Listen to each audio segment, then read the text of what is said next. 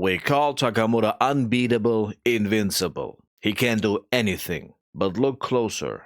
George Morikawa has been hiding a medical horror story in plain sight for over 20 years. And the community is finally waking up to the smell of the hospital room. Nowadays, Takamura is fighting something more than the opponents. He is fighting a biological timer that is seconds away from hitting zero. Today, we are putting away the monster hype and looking at the cold clinical facts. Takamura is already partially blind in his right eye, and he is sprinting to finish his quest before the lights go out forever. Let's look at the data. Back in chapter 516, ironically titled The Worst Mosquito, Morikawa dropped a bomb that most people mistook for a joke. Takamura complained about specks in his vision that he couldn't swat away. In ophthalmology, this is not a gag, rather it's a red alert. These specks or floaters are the classical description of posterior vitreous detachment, the violent precursor to a retinal detachment. Since that chapter, Morikawa has not let up. Look at the fights against Richard Bison and Keith Dragon. Takamura consistently eats wide left hooks coming from his right side. Shots that a king of boxing should be able to parry in his sleep. Why is he missing them? Because a detached retina doesn't just make things blurry. It deletes your peripheral vision and nukes your depth perception. Takamura is not slipping his prime.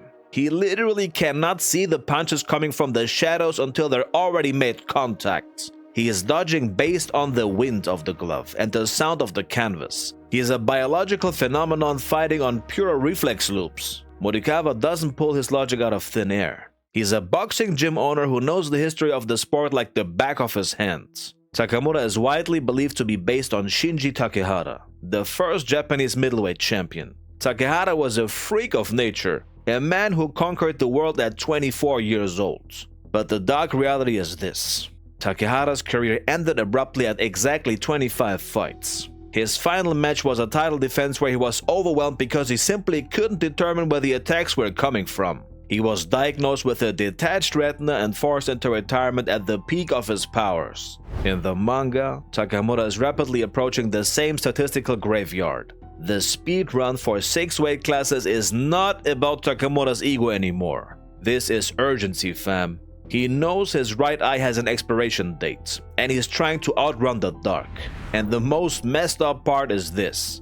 The super middleweight transition was supposed to make him invincible. No more extreme weight cuts, no more starvation. But by being healthier and heavier, his punches carry more devastating torque. Every time Takamura lands a massive KO, the G-force is vibrating his own skull. For a man with a torn retina, his own power is his worst enemy. Every victory is a hammer blow to his own remaining vision. Takamura doesn't tell Kamogawa the truth because he knows the dream would end the second he stepped into a doctor's office. He is carrying the weight of 6 worlds on a single failing eye. He isn't becoming an invincible boxing king. Rather, he's becoming a supernova. And that supernova is burning with a blinding intensity right before he disappears into a black hole. Tell me in the comments, does Takamura reach the heavyweight limit or does he fall at the final hurdle? Like, subscribe, keep both eyes on the prize, and I'll see you in the next one.